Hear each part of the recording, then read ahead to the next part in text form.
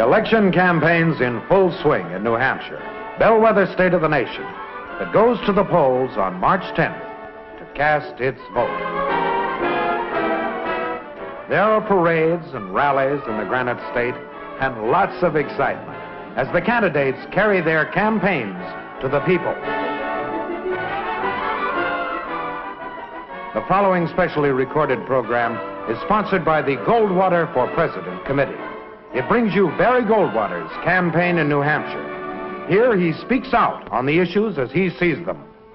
I've never seen so many frustrated people as we have around Washington. They're frustrated mostly because they haven't any faith in the American system. They've lost confidence in the Constitution. They've lost confidence in the fact that a strong nation has to be strong, has to show its strength, and has to let its enemies know what they're going to do. The question in my mind is, how can you prevent war with policies that are making communist countries content with communism, or foreign aid policies that are making them even more content? And at the same time, nuclear policies which alienate our NATO allies. You cannot stop a man who has vowed to bury you by sending him shovels, by feeding and clothing his friends, while denying your friends the means to help protect you. You can't stop him by letting him edge up closer and closer to you, as he's doing right now. Now, I firmly believe that the only way to secure the peace without war is to pile on the economic pressures that will disrupt the enemy, lose him his friends, and confront him with a united and a determined NATO and a very firm and understandable foreign policy. Now, this leads me up to the subject of peace. Since President Eisenhower left office, our foreign policy position has deteriorated until today we watch almost daily the slippage of the United States around the world as more and more and more countries begin to disbelieve us, begin to distrust us, and begin to look elsewhere for the leadership that must be portrayed if peace is to be obtained and maintained in this world. Here again on the same subject, foreign policy. Foreign policy is far and away the greatest interest. I would say that it ranks probably 8 to 10 times above the next issue that seems to be on the minds of the people of New Hampshire. Now, you'd normally expect more interest on the eastern seaboard in this subject, but I find on the West Coast and in the Rocky Mountains and the Middle West this same concern for what's happening to America around the world. And I find a great and growing desire to see a change that will result in a foreign policy that can guarantee peace in this world for our lifetime and the lifetime of our children and our grandchildren. Peggy and I have 4 children, and we have 4 grandchildren. And I don't want to see this country reach the point that the only escape other than surrender to slavery is a war. I think with proper guidance, I think with sensible guidance, with courage, not cowardice, with firmness, not weakness, that we can contribute to the peace that will keep these children and grandchildren at peace and comfort during their lives. It's just a short hop by plane from Washington to New Hampshire, and Barry Goldwater's made the trip many times in the last month. He puts the flying time to good use, keeping up with national affairs and his many responsibilities in the Senate. A familiar sight, and more familiar sights to the veteran campaigner. Brother, was it cold in February, but a touch of cold can't stop a campaign, can't stop a New Hampshire crowd. They came out in droves to hear what this candidate had to say, and he spoke out on foreign policy, Social Security, communism, foreign aid, the United Nations, Cuba. Wherever he went, he faced the same issues, the same questions, and he answered them the same way. He told the people he supported Social Security, but he was concerned that inflation would devalue their Social Security dollar. He told the people only a strong America can guarantee freedom. He said appeasement and accommodation cannot assure peace. He called for personal responsibility in government at the local level because Barry Goldwater wants to give the government back to the people. He called for a re-examination of the UN Charter.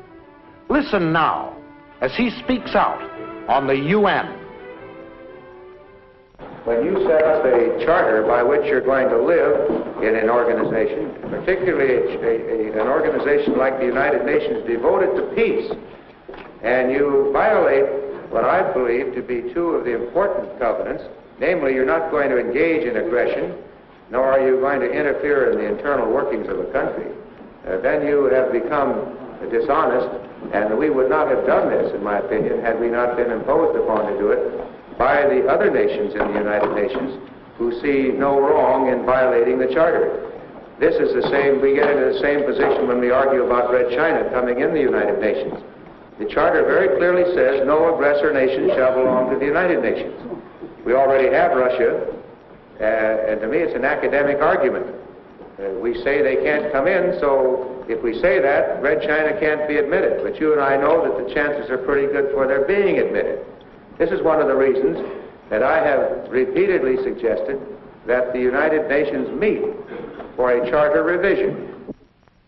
And now the people of New Hampshire speak out for Barry Goldwater. Well, I just had the pleasure of shaking hands with our next president, I'm pretty sure. I like his plan, and I like his way of speaking, and I think he's going to keep his promises, his campaign promises. And I know one thing, he won't be a yes man for any party. Well, I don't think of him so much really as a politician, but just as a man. I'm very impressed with him. I'm extremely proud that we have an American with guts enough to put America back where it belongs. I'm opposed to foreign aid, economic aid. I've never voted for it since I've been in the Senate, and I wouldn't even if they divide it into the three components that foreign aid is made up of as we mention it. We have military assistance, which I think is necessary for some years to come, and I could vote for this. And we have technical assistance, which I think is the best program we have. This is teaching other people how to do things with their hands that we can do. But foreign economic aid, since the Marshall Plan, has not, in my opinion, bought us any friends, and I don't think you can buy friendship. I can't buy yours, and you can't buy mine. But if you show me how to do something that you know how to do that makes you live better than I do, I'm going to be your friend. And that's the way I think we should be proceeding. If we have to have foreign aid, if we can't live without it, and I think we can, then why not try a multilateral approach where some other countries get in the act? We may be the richest country in the world, but we can't afford to support the rest of the world much longer. In the course of Barry's campaign, he's traveling the length and breadth of the country, literally thousands of miles. And wherever they can, his family, his wife, Peggy, and their 4 children are joining in his campaign. He's meeting the people face to face, and they're getting to know him and his family. Here's his younger daughter, Peggy. They call her Little Peggy. And his younger son, Mike. It's because he's a devoted family man that Barry Goldwater entered the presidential race, because he believes so strongly in a free America, because he's dedicated to preserving the peace for all American families. Wherever he goes, he speaks out, clearly and forcefully on the issues, answers questions, explains exactly where he stands on domestic and foreign policy. Everywhere he goes, the people are responding with enthusiasm for this new and different kind of statesman.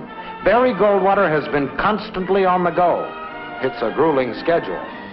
And whenever he can, he catches a quick nap here with his daughter, Peggy, and with his wife, Peggy. But soon it's back to the campaign, where Barry Goldwater is calling for courage and integrity in meeting problems. He's calling for an end to do-nothing policies, for progress based on the dynamic principles of the Republic. He's calling for a rebirth of individual freedom. We put our reliance upon freedom, upon the free enterprise system. We reject, therefore, the ideas of the economic planners in Washington that a group of people sitting in Washington can plan what the country is going to make, where it's to be made, the quality of the product, the price of the product, the wages to be paid, the profit to be made, etc., etc. We know that this system, which in simpler terms is called socialism, has never worked in the history of the earth and is not working today in countries where it's been tried. Thank you very much.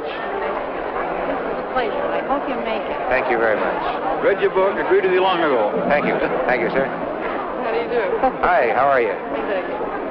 Well, I think Mr. Goldwater is the man that we need.